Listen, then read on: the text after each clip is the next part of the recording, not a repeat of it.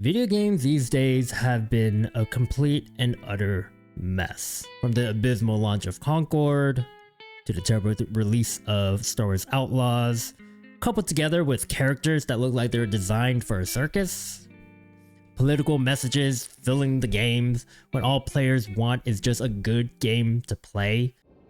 And then came Space Marine 2. Tread carefully.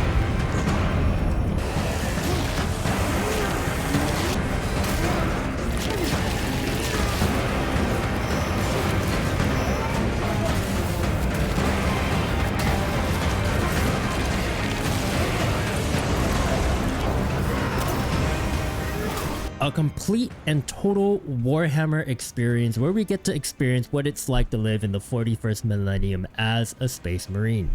Although it's still infected by that stupid pay extra to play early method of monetization, as well as a season pass, which is fine because I guess they need money, but either way, we are still given an amazing experience in the form of intense and amazing gameplay, creating the feel of being a Space Marine perfectly.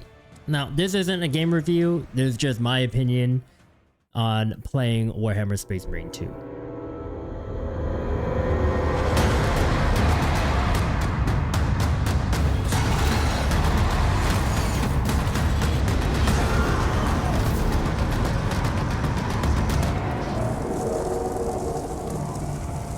So the story starts out with us following a Death Watch kill team. And we find that they're quickly swarmed by a bunch of gargoyles, and the commander is separated from his team. So we play through, we're trying to catch up, we're trying to meet up with everyone, and everyone's just dying one by one. But you know, our boy, he doesn't give up. So he continues on with the mission, and we do manage to get the missile into the sky, and the virus into the stratosphere. And to that end, we have a final last stand, and man loses his helmet, and who do we find? Our Demetrian Titus, who, if you don't know, is from Space Marine 1. He was Captain Demetrian Titus. At the end of the game, he gets sent to the Inquisition by a fresh-blooded Space Marine called Leandros, and everyone loves Leandros, don't they? Yeah, I don't think so. So while he was sent to the Inquisition put him into the Death Watch, and they kept watch over him to see if he had any signs of corruption. So that's pretty much where we end up with Space Marine 2, with his mission to shoot a virus into the stratosphere to slow down the Tyranids. So yeah, we end up waking up after being impaled by that Tyranid thing. And we see the chaplain and he tells us we got a Rubicon surgery. So our man is a Primaris Space Marine now. If you don't know, a Primaris Space Marine is an upgraded Space Marine. Just bigger, badder, stronger, literally just a better Space Marine. So we get appointed to new missions. We're in this new company, and the whole main goal is to fight off Tyranids and eventually some crazy chaos machinations that happen at the same time. We're given a new squad, and two of them who follow us throughout the story. One is Gadriel and the other is Chiron. Both kind of suspicious. Like, who the hell is this guy? Why is he taking our squad? But eventually they, you know, throughout the story, grow to trust us, become more understanding, and it's very basic, bare bones character development, which is okay. You know, I didn't come into this game looking for any deep story or any crazy character development. You know, I just came for good combat gameplay, enemy tearing, Xenos destroying gameplay. I'm not gonna get too far into the story. It's very simple and it's very short, very short, which I think I like. I've been burnt out way too often playing really long form games like God of War 3, Final Fantasy VII Remake, Spider-Man. I haven't finished those. I got burnt out. The story was too long, and it's not their fault, it's my fault. Maybe from social media, all the brain rot, all the short form videos. I can't handle playing anything too long anymore.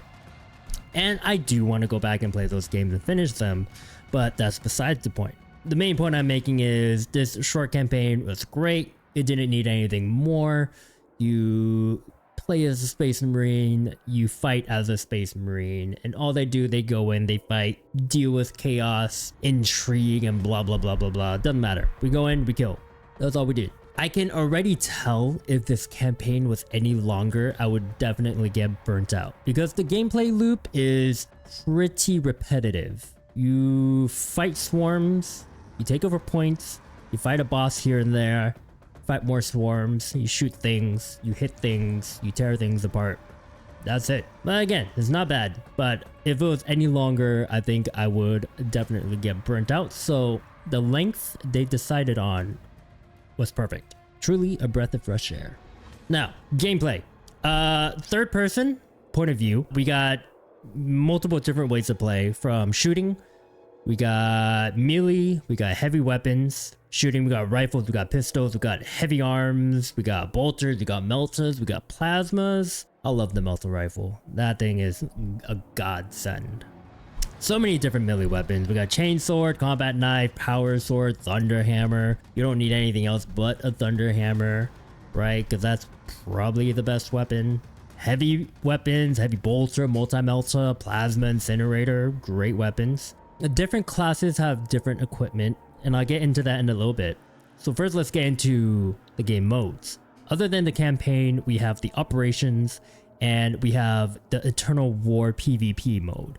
I'm not going to touch on Eternal War. I don't care for PvP, so I'm not the right person to talk about that. So whether it's good or not, I'll let you decide on that, or I'll let you watch a different content creator who actually likes PvP, who will be able to decide if it's good or not based on their experience, which I do not have because I don't care for PvP. But I will talk on operations. So this is our co-op mode. And there is co-op in campaign as well. But overall, you can play with 2 other friends, or 2 random people, or 2 robots, if you prefer. Currently, there are about 6 to 7 missions, depending on when this video comes out, because they're adding more in. And these missions usually follow the main storyline, unless the new ones that they're adding was just gonna be completely different. I'm not sure. We'll see. So pros, missions are fun to play with your friends. Classes are very unique from each other, which is amazing. And I think they're gonna add new classes. I'm not sure. I have to double check. Problems. There's only 6 to 7 missions. Those are the only ones you can do, and you do it on repeat. There are different difficulties, sure, but again, you're doing the same mission over and over and over.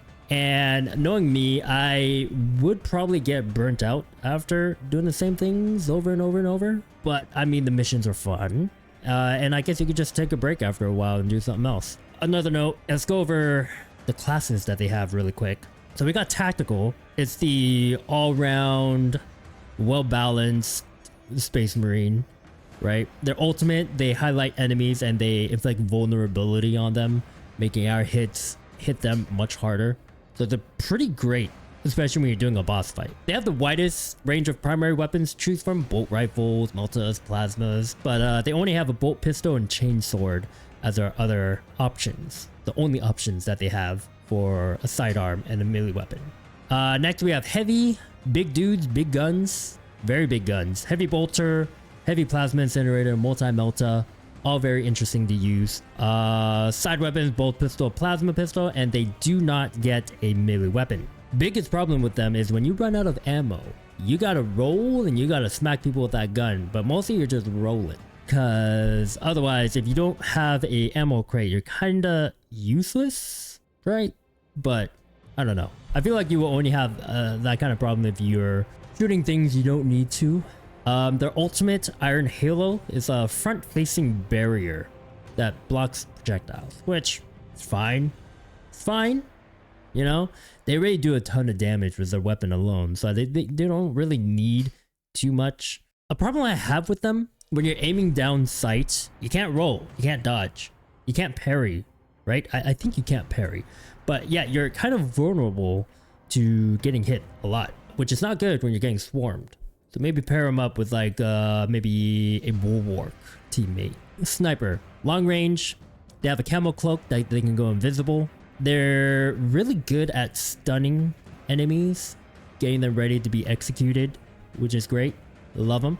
Vanguard, my absolute favorite. They have a grappling hook that lets you like launch yourself into an enemy, and if you have the melter rifle, you could just do a couple pop shots and you can execute them right away. My favorite combination.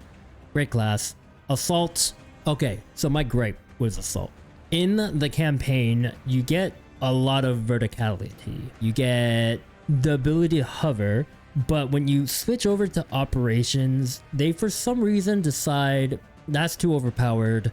Let's get rid of the verticality. Let's get rid of the hover. So all they have is just a leap, jumping leap, a leap.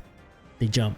They just jump very far forward, which kind of sucks. They get melee weapons, so they're a melee focused class. Chainsword, Thunderhammer, Power Fist. But the problem is, once you jump in, the cooldown of the jetpack is really long. So you would either have to wait until you have 2 stacks of your jump packs to jump in, hit, and then jump out. Otherwise, if you jump in, you're gonna die. I don't know. They need to do some improvements for Assault. It just doesn't feel right. Bulwark. Get a giant shield, big survivability, melee weapons, sidearm. They have a Chapter Banner ultimate, which restores armor for the squad in a constant AoE. Very sick class. Would probably play that if I wasn't playing Vanguard. That's pretty much operations. So the game's really fun to play. So yeah, you have your shooting, and then you have your takedowns, which is very important to restore your armor and your health. Before the recent patch, any little hit would literally take out a whole bar of armor, and usually either get 2 or 3. So if you're swarmed by a bunch of little guys, your armor is pretty much gone, and your health is pretty much just being deleted. That white bar that you see from your health after getting hit, that thing disappears fast. So most of the time you end up with just like 50 to 25% HP left, and it's just no fun. I don't know what they were thinking with that. Otherwise, the game is very stylistic. The takedowns are fantastic. Star Wars Outlaws, take note. Just the fact that when you fight the Tyranids, you get to rip off their appendages and shove it back into their brain. It's just, God, you feel powerful. You feel powerful. It's amazing. I love it. I love that game. But that's it. That's my thoughts. Would I recommend this game? I would definitely recommend this game. They're definitely adding a lot more to it, and it's short. I don't see why you wouldn't want to play it, right? But yeah, that's my thoughts. Space Marine Warhammer 2. Thanks for watching. Like, comment, subscribe. I'll see you in the next one. Bye bye.